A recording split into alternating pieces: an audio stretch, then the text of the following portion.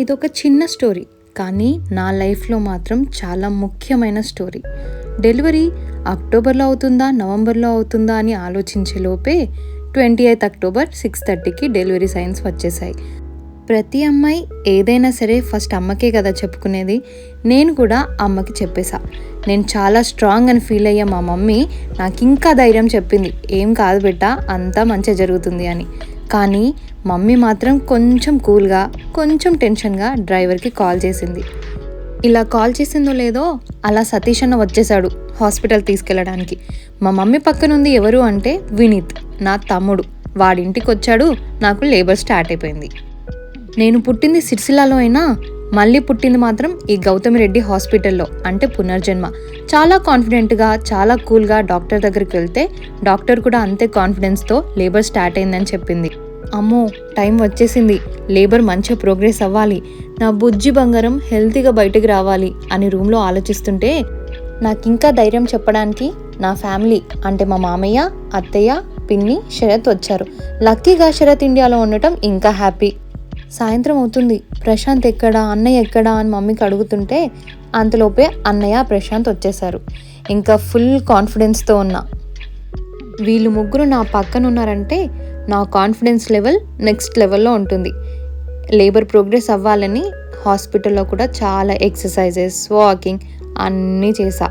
అంతలోపే night అయిపోయింది. Doctor చెకప్కి వచ్చి ఇంకా ప్రోగ్రెస్ అవ్వాలి, ఈరోజు డెలివరీ అవ్వదు అని చెప్పేశారు. అయ్యో, ఇంకా ఏం చేస్తాంలే అనుకొని ఓకే నెక్స్ట్ డే మళ్ళీ ట్రై చేస్తా అని 29th అక్టోబర్ 2025ని మళ్ళీ ఫ్రెష్గా స్టార్ట్ చేశా with mild labour pains. Mummy, Prashant, అన్నయ్య వాళ్ళు వాళ్ళ లోపల టెన్షన్ పడుతున్నా కూడా నన్ను మాత్రం నువ్వు చేయగలవు అనే కాన్ఫిడెన్స్ పెంచే మాటలు చెప్తూ మోటివేట్ చేస్తూనే ఉన్నారు. పక్కన స్ట్రీట్కి వెళ్ళాలంటేనే డాడీ బైక్ స్టార్ట్ చేయి పోదాం అనే శ్రీజ ప్రెగ్నెన్సీలో లేబర్ టైంలో స్టెప్స్ ఎక్కింది, ఎక్సర్సైజ్ చేసింది. అసలు ఆ రోజు ఒక 30 times హాస్పిటల్ స్టేర్స్ ఎక్కినా అనుకుంటా. Carrying only one statement in my mind, anything for my baby. మధ్యాహ్నం అయింది. టైం గడుస్తున్న కొద్దీ కాంట్రాక్షన్స్ ఎక్కువైపోయినాయి. పెయిన్స్ ఇంకో లెవెల్కి వెళ్ళిపోతున్నాయి. కానీ ప్రతి కాంట్రాక్షన్ టైంలో అన్నయ్య నాతో ఉన్నాడు అనే ధైర్యం, ప్రశాంత్ చూపించే ప్రేమ నన్ను ఇంకా ఇంకా స్ట్రాంగ్ చేసేసినాయి. నేను ఎప్పుడూ ప్రెగ్నెన్సీని పెయిన్లా చూడలేదు. డెలివరీ ప్రోగ్రెస్ని కూడా చాలా ఎంజాయ్ చేశా. మ్యూజిక్ హీల్స్ పెయిన్ అని అంటుంటారు కదా, కానీ నాకు మాత్రం మ్యూజిక్ ప్లస్ ఫ్యామిలీ. అసలు నాకు పెయిన్ తెలియకుండా ఉండాలని ఫుల్ ఆన్ ఎంటర్టైన్మెంట్ ఇచ్చారు. నేను అంత పెయిన్లో కూడా డాన్సులు, జోకులు చేస్తుంటే హాస్పిటల్ స్టాఫ్ కూడా మాతో పాటు నవ్వుకున్నారు. రాత్రి అయిపోతుంది, ఇంకా లేబర్ ప్రోగ్రెస్ అవ్వట్లేదు. అంతలోపే కరీంనగర్లో చాలా వర్షం. ఏదేమైనా అదే రోజు డెలివరీ అయిపోవాలని మళ్ళీ ఎక్సర్సైజ్ చేయడం స్టార్ట్ చేశా. ప్రెగ్నెన్సీ మొత్తంలో 8 months వరకు మమ్మీ ఎలా చూసుకుంటుందో అలానే చూసుకున్నాడు ప్రశాంత్. మళ్ళీ చాలా జాగ్రత్తగా 8th monthలో మమ్మీకి రెస్పాన్సిబిలిటీ ఇచ్చాడు. ఇంకా మమ్మీ ప్రేమ అంటారా, అది మాటల్లో ఎక్స్ప్రెస్ చేయలేనిది. Gautami hospital midwives are the best. అసలు వాళ్ళ మోటివేషన్ నెక్స్ట్ లెవెల్లో చేశారు. నేను అంత కష్టపడి ఎక్సర్సైజ్ చేసినా, పెయిన్స్ భరించినా లేబర్ ఇంకా ప్రోగ్రెస్ అవ్వాలి అని చెప్పారు డాక్టర్. నైట్ వరకు చూస్తాను, లేదంటే C-section చేస్తాను అని చెప్పారు. ఒక్కసారి నేను కష్టపడిందంతా వేస్ట్ అయిందా అని బాధ అనిపించింది. నా పెయిన్ చూడలేక ఒక సెకండ్ మరి సెక్షన్ చేసుకుంటావా నాన్న అని మమ్మీ, అన్నయ్య అడిగినా ప్రశాంత్ మాత్రం ఏం కాదు, ట్రై చేయరా, నువ్వు చేయగలవు అని చెప్పిన మాటతో నేను చేసేస్తా అని ఫిక్స్ అయిపోయినా. అంతలోపే 12 అయిపోయింది. నెక్స్ట్ డే స్టార్ట్ అయింది. అయ్యో ఇంకా అవ్వట్లేదు అని అనుకున్నా, కానీ 30th October 2025 best day of my life అయిపోతుందని ఆ సెకండ్లో తెలియలేదు. కరీంనగర్లో చాలా పెద్ద వర్షం ఉండటం, లక్కీగా హాస్పిటల్లో పేషెంట్స్ ఎక్కువ లేకపోవడం, అసలు డెలివరీ అంతా ఇంట్లోనే అయిపోతుందా అనే హోమ్లీ ఫీలింగ్లో ఉండే. లాస్ట్ స్టేజెస్ ఆఫ్ కాంట్రాక్షన్స్లో మాత్రం నా పక్కన ఎవరుంటే వాళ్ళని గట్టిగా పట్టుకోవాలనిపించింది. అక్కడున్న మిడ్ వైఫ్స్, వర్కర్స్, ఫ్యామిలీ, వాళ్ళ టచ్, వాళ్ళ స్పర్శ మాత్రమే నాకు ఒక మెడిసిన్ లాగా అనిపించింది. అందరూ డెలివరీ టైంలో ఎలా బిహేవ్ చేస్తారో నాకు తెలియదు, కానీ అంత పెయిన్లో జస్ట్ 2 hours బిఫోర్ డెలివరీ కూడా అన్నయ్య, ప్రశాంత్, నేను ఫుల్ యాక్టివ్గా కామెడీ చేసుకున్నాం. కానీ నేను ఆ టైంలో అంత స్ట్రాంగ్గా ఉండడానికి రీజన్ మాత్రం మా మమ్మీ. మిడ్వైఫ్స్ ఇంకా చెకప్ చేసేసి లేబర్ మంచిగా ప్రోగ్రెస్ అవుతుంది, just breathe and relax Srija, you will see your baby shortly అని చెప్పారు. నేను కొంచెం రిలాక్స్ అయ్యేలోపే మిడ్వైఫ్స్ డాక్టర్కి కాల్ చేసింది. అంత రాత్రి అంత వర్షంలో కూడా కాల్ చేసిన 10 minutesలో డాక్టర్ రావడం, వర్కర్స్ లేబర్ రూమ్ని సెట్ చేయడం, డాక్టర్ లేబర్ రూమ్లోకి వెళ్ళడం, నన్ను లేబర్ రూమ్లోకి తీసుకెళ్ళడం. లాస్ట్ స్టేజ్ ఆఫ్ లేబర్ కదా, కొంచెం ఎగ్జైట్మెంట్, కొంచెం టెన్షన్ ఉండే. కానీ డాక్టర్ పుష్ పుష్ అంటుంటే మాత్రం డాక్టర్ ఎలా చెప్తే అలా చేయాలి, అప్పుడే బుడ్డిగాడు సేఫ్గా వస్తాడని మాత్రమే మైండ్లో ఉండే. కానీ ఇదంతా ఒక్క సెకండ్లో ఐస్ బ్లింక్ చేసే అంతలోపే అయిపోయిందా అనిపించింది. నా లాస్ట్ స్టేజ్ ఆఫ్ లేబర్లో అంటే లేబర్ రూమ్లో మా మమ్మీ ఉండటం నాకు అసలు క్రేజియస్ట్ మూమెంట్.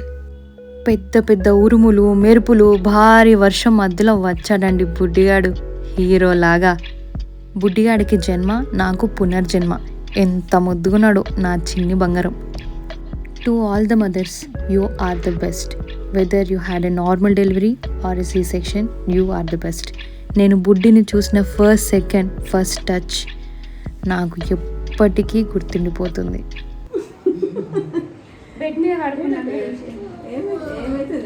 ఏమైంది సార్? చూడు చూడు చూసిన అక్కడ లోపల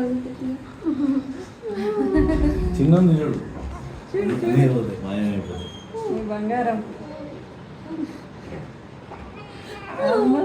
అమ్మలు సంతోషమా? Okay okay okay okay okay. అమ్మ చూడు అమ్మ, అమ్మని చూడగా అమ్మ మా బ్రో, అమ్మ చూడు మా bro.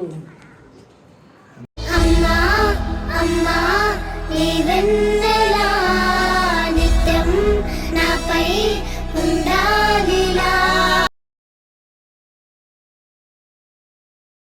Hi guys, delivery day guys, going to Green Trends guys.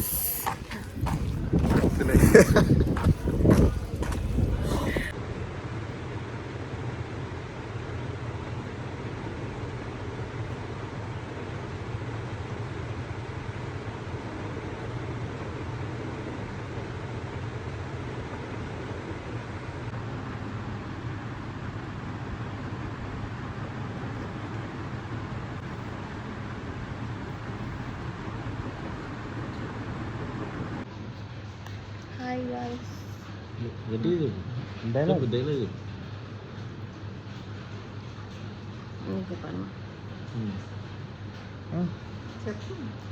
पत्थर पे पत्थर मारे तो चिंगारी निकलती, सोनी बाई को मारे तो गया. इकडे पुरा सोनी भाई क्या हुआ? पूरा गाय निकलती. తర్వాత సునామా సునామా